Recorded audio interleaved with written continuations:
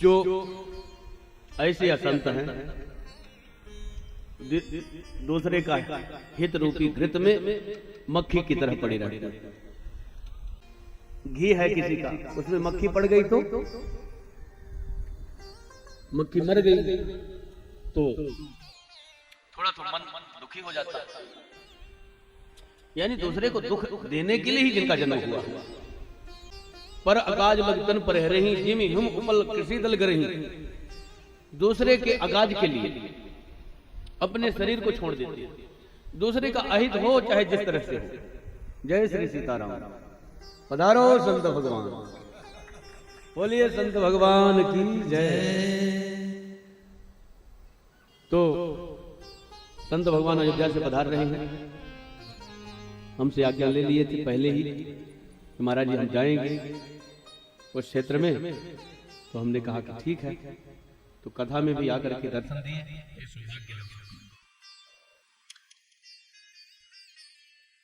जैसे ओला का जीवन कितने देर के लिए है? 1 मिनट, 2 मिनट, 4 मिनट। वो इसीलिए गिरता है कि दूसरे को नष्ट करना। वो अपना सुरक्षा के लिए उसका जन्म नहीं है। ओला गिरता है, दूसरे को नष्ट करके स्वयं नष्ट हो जाता है। ऐसे ही संत लोगों का प्रादुर्भाव होता है इस संसार में। दूसरे को दुख देकर के स्वयं दुखी ही रहते हैं। अपने को दुख है, इससे अपने दुख से उतने दुखी वो नहीं है जितने कि दूसरे के सुख से दुखी है।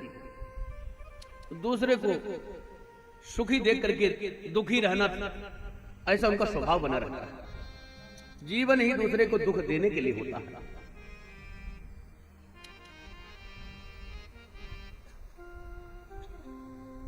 एक संत असंत वास्तव में दोनों एक साथ प्रकट होते हैं, लेकिन गुण कैसे होता है? इस संसार में ही संत भी प्रकट होते हैं, असंत भी प्रकट होते हैं, लेकिन जलद जोग जिम गुण बिलकहि। जैसे कीचड़ में कमल भी उत्पन्न होता है, वहीं से प्रादुर्भाव उसका, और जोग भी वहीं उत्पन्न होता है सरोवर में। लेकिन गुण दोनों का अलग अलग है। कमल जो है दूसरे को सुख देने के लिए, सुगंधि के लिए, और जोग दूसरे को कष्ट देने के लिए। किसी के लग जाए जोग तो काट काट करके खून गिरा देगी, और कहीं अंदर घुस जाए तो फिर ऑपरेशन कराना पड़ेगा। बहुत दुख देने वाली होती है। तो ऐसे ये जो असंत हैं वो दूसरे को दुख देने के लिए जन्म लेते हैं, और संत जो है दूसरे को सुख देने के लिए जन्म लेते हैं। अब हम लोगों को समझना चाहिए कि हम संत हैं कि असंत हैं। यदि मुझसे किसी को दुख प्राप्त हो रहा है तो हम असंत हो गए, और हमसे किसी को सुख प्राप्त हो रहा है तो हम संत हो गए। हाँ, कभी कभी अपने स्वार्थ सिद्ध न होने के कारण कोई दुखी हो जाता है, वो बात अलग है।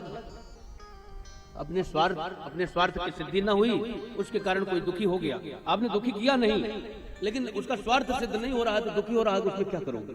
जहां तक बन सकेगा वहां तक उपकार करोगे, उसके बाद तो सीताराम। परंतु अपने से जानबूझ करके किसी को कष्ट नहीं देना चाहिए। सुख पहुंचाने का ही अपने आप को समझना चाहिए। बाल आदि अयोध्या मध्य उत्तर अंत काहे संत, बाल कांड का आदि ग्रहणीय है। बाल आदि अयोध्या मध्य उत्तर अंत काहे संत। संतों का प्राण है, जीवन है, सर्वस्व है।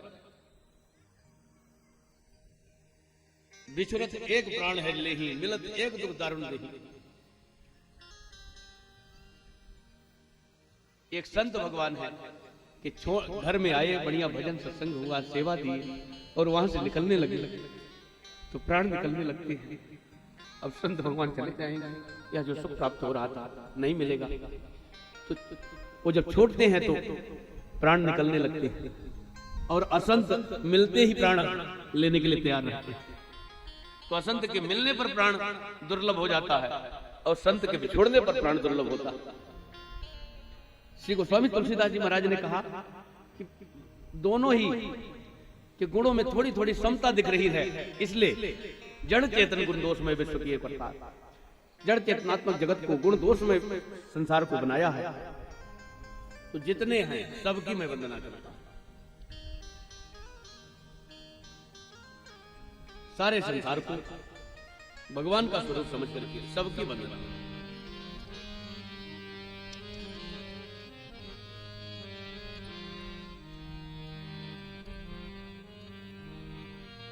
श्री राम में सब जग जानी, करो प्रणाम जोर दुख पानी। आकर 4,84,000 जात जीव जल थल नभवासी। जो भी है, जितने कीट पतंग भी हैं, उनको भी मैं प्रणाम करता हूं। गोस्वामी तुलसीदास जी महाराज ने सबको प्रणाम किया। क्यों? शरणागति में कभी सिर उठता नहीं है। गोस्वामी तुलसीदास जी महाराज शरणागति घाट में बैठ करके राम कथा का वर्णन किया है। शरणागति में तो सिर झुका ही रहेगा, सदा सकुच सिर न बहू, सदैव संकुचित होकर के सिर न मारा। सो अनन्य जाके अचिंत रही हनुमंत, मैं सेवक राज रूप स्वामी भगवंत। मैं सेवक हूं और सारा संसार चराचर जगत सब हमारे स्वामी का स्वरूप है, ऐसा समझ करके सबको प्रणाम। इसलिए सबको प्रणाम किया और प्रणाम करके श्री गोस्वामी तुलसीदास जी महाराज जो है वंदना के क्रम में आगे चलते हैं और किसकी वंदना करते हैं?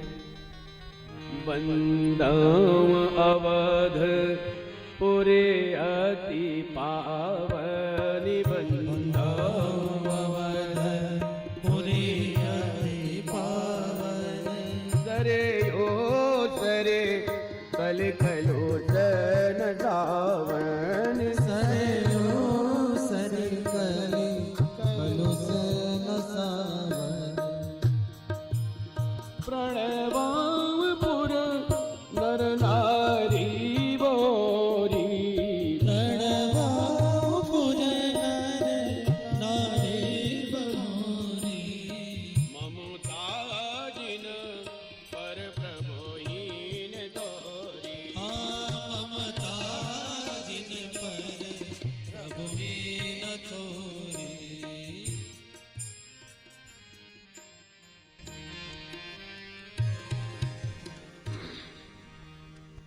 श्री अयोध्या जी की वंदना गोस्वामी तुलसीदास जी ने किया है। अयोध्या जी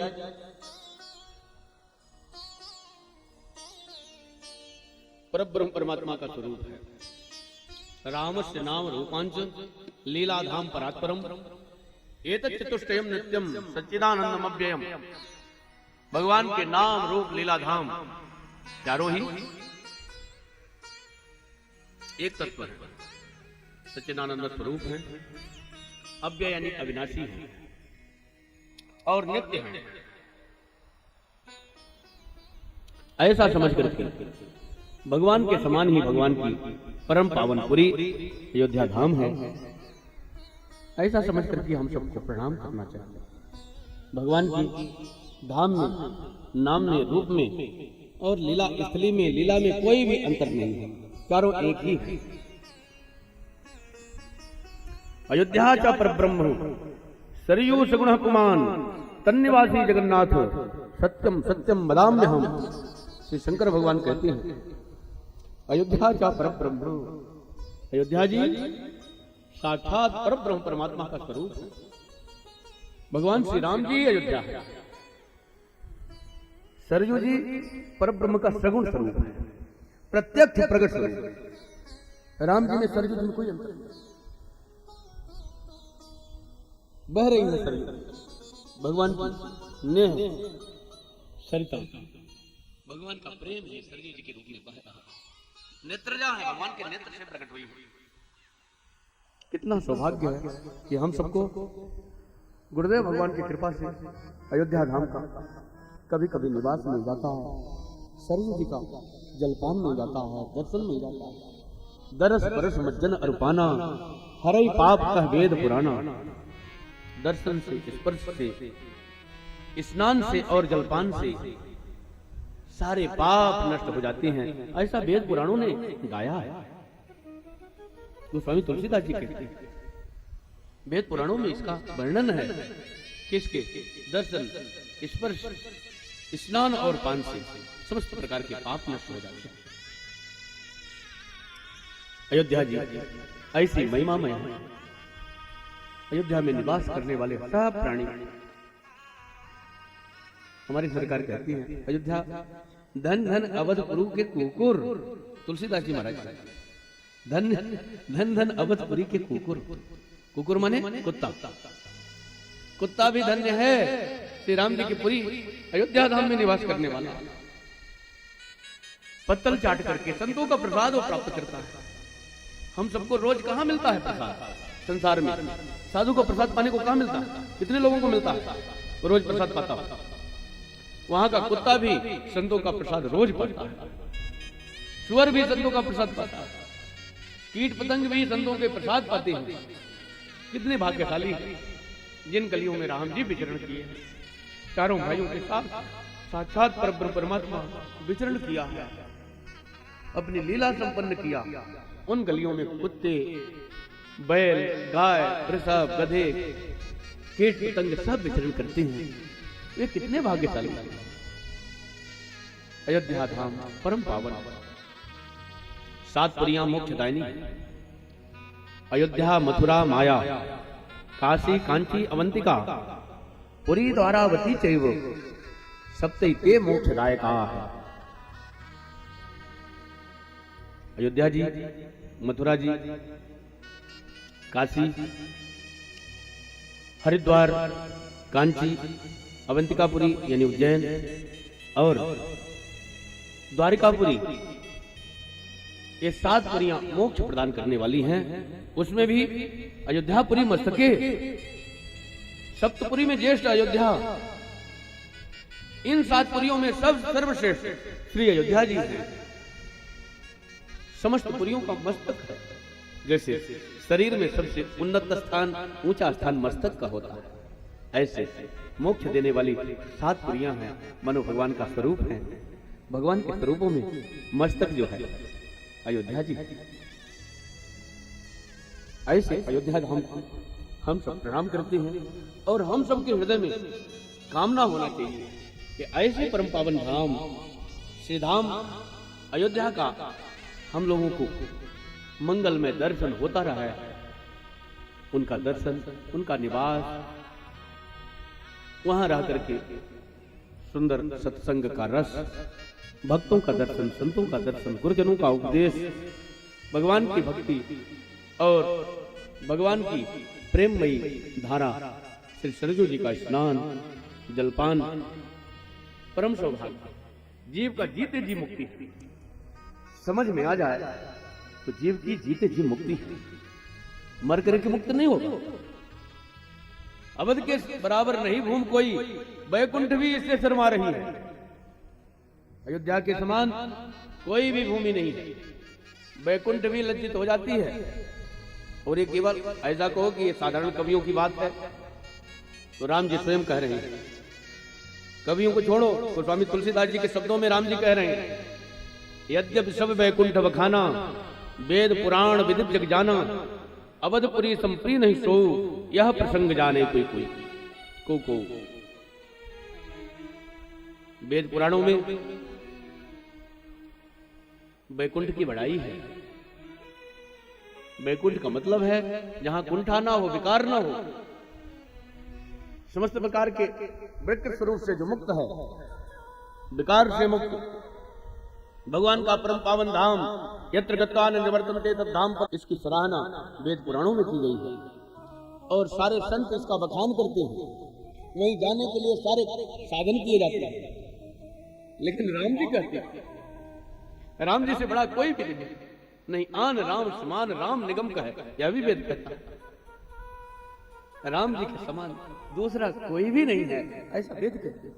राम जी क्या कह रहे हैं कि अयोध्या के समान वह वैकुंठ भी विजयप्रिय नहीं है, जिसकी प्रशंसा वेद शास्त्र पुराण करते हैं। तो हम लोगों को अयोध्या धाम के प्रति परम आकर्षण होना चाहिए, परम लगाव होना चाहिए, हृदय में तरस बनी रहना चाहिए। आशा बंदा, आशा कभी टूटे ना। हम सरयू जी का दर्शन करेंगे, स्नान करेंगे, अयोध्या का दर्शन करेंगे, ये आशा लगी रहना चाहिए। आशा को गलत बताया गया है, लेकिन भक्तों ने कहा है नहीं, आशा ठीक है, आशा एक राम जी की, दूजी आशा छोड़, नाता एक राम जी से, दूजा नाता छोड़। राम जी की आशा गड़बड़ नहीं है, बकाया और आशाएं गलत है। भगवान की भक्ति को छोड़ करके और कोई भी आशा बंधन करने वाली है। आशा ही बंधन का स्वरूप है, आशा ही बंधन है, परंतु भगवान से वो आशा जुड़ जाए तो वह मुक्ति का हेतु बन जाती है। आइए हम सब एक पद के माध्यम से ठाकुर जी से निवेदन करें कि हे नाथ, मुझे जन्म जन्म प्रभु पद कमल कबहू घटे जन्मेव, नाथ एक बर मांगो राम कृपा कर दो। आपके चरणों में प्रेम बना रहा है और आपके धाम का दर्शन होता रहे।